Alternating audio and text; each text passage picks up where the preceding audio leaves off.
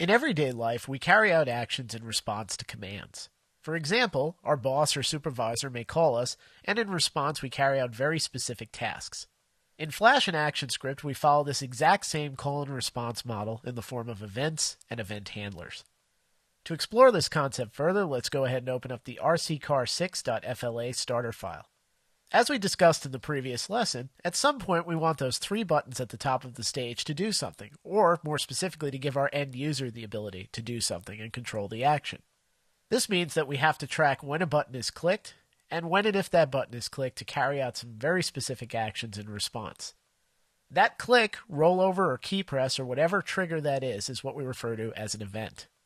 Buttons and movie clip symbols can both generate events, so we can actually tell a button or a movie clip that when it's clicked, rolled over, or otherwise, to respond by carrying out some very specific actions.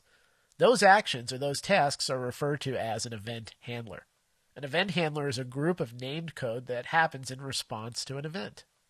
The first step in getting a button or a movie clip to act as a control is to give it an instance name.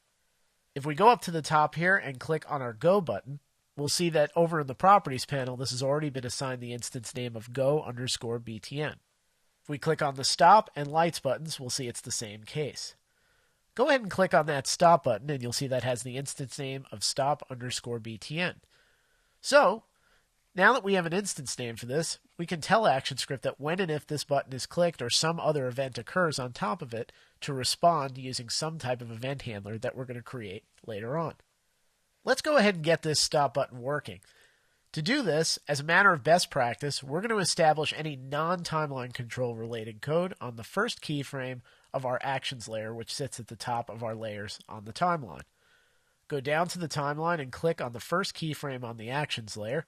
And let's open up our trusty Actions panel by going up to Window and choosing Actions. Any code we enter here is going to be assigned to the first keyframe of the Actions layer.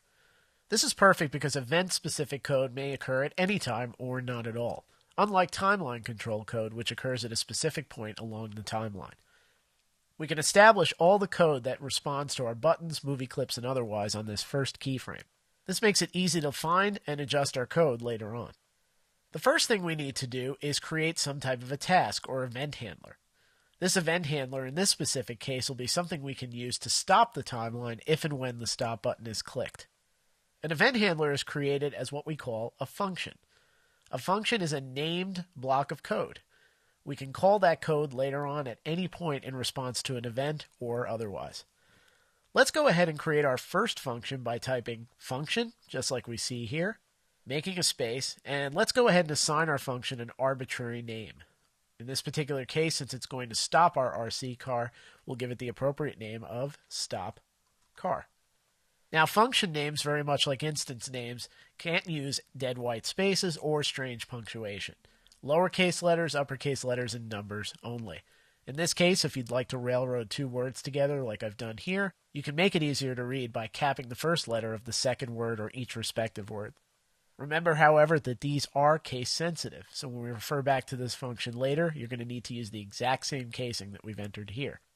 Follow the name of our function with a set of empty parentheses.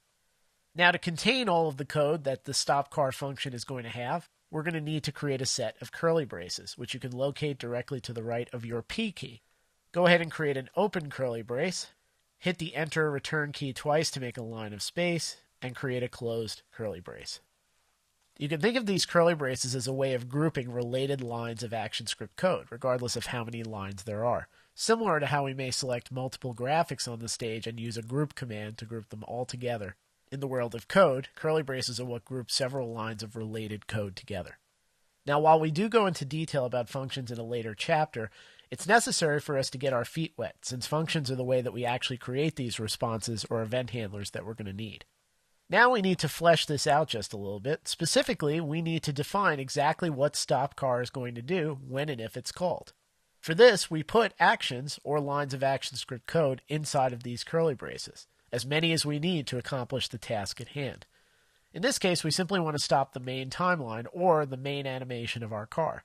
So what we're going to do is, just as we did earlier, we're going to use that same handy stop command by typing stop, followed by a set of parentheses, and capping it off with a semicolon. Now, anytime the stop car function is called, it knows that the one thing it needs to do is to stop, specifically this timeline. Now, there's a couple of more things we need to add to make this a true event handler. Since event handlers are not just any old function, they're actually designed to respond specifically to events, we need to add a few more bits of code to finish this up. Click inside the parentheses after the name of your function and type the following: E:event. We explain this in detail in a later chapter. For now, all we need to know is that this little piece of code we've typed is a placeholder for any event information that gets passed in when and if our event occurs. After the parentheses, click and type :void. Make sure void reads lowercase as we see here. This lets ActionScript know not to expect any information back from this function. This will become clearer in a later chapter, but for now, these are the basics we need to establish for our new event handler function. So now we've created essentially the response, or the task that needs to occur when and if our stop button is clicked.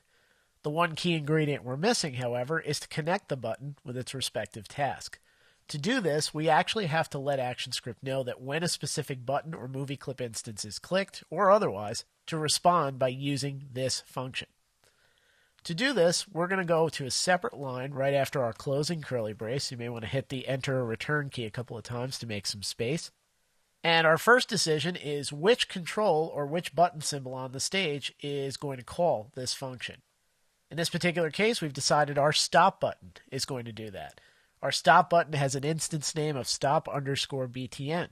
So to let ActionScript know that this is going to be our target, we go ahead and type stop_btn.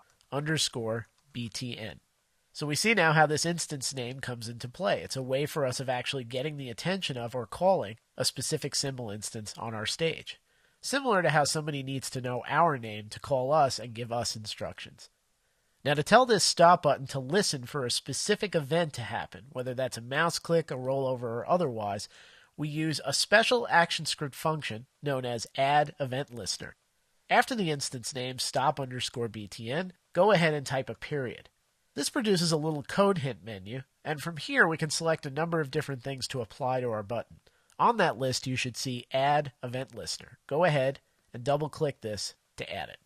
Add_event_listener needs two pieces of information to do its job. First, it needs to know what type of event to listen for, or rather to tell this stop button to listen for.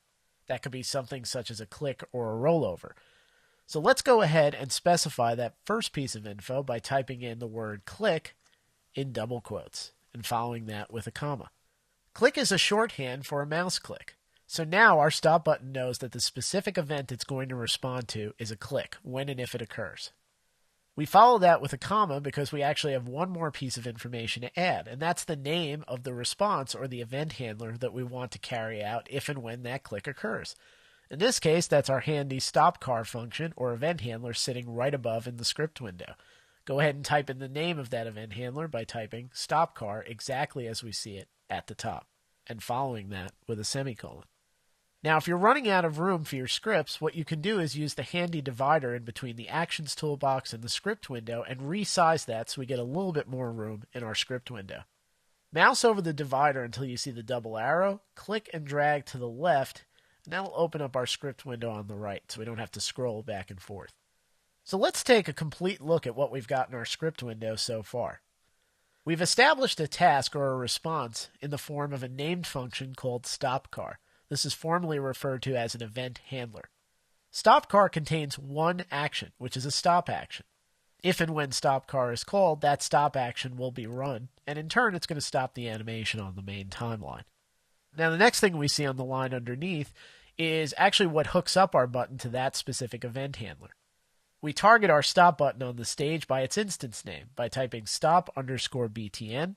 We follow that with a dot and the add_event_listener function. Add_event_listener needs two pieces of information to complete its job. The first is the type of event that stop button should be looking for. In this case, that's going to be a click. And the second piece is the actual response or event handler it needs to fire off when and if it's clicked. And that would be our StopCar event handler or function right above. Let's go ahead and see this in action. To do this, again, we're going to go up to the Control menu and choose Test Moving. So here goes our car round and round. Now if we go over to the stop button and click on it, we'll see it actually stops our animation in its tracks. What's occurred here is the stop button was told to listen for a mouse click, and if that mouse click occurred on top of it, to run some named function called stopcar. Stopcar has one instruction inside, which is to stop this timeline. So we can see that in full force right here. Go ahead and close down the Flash player.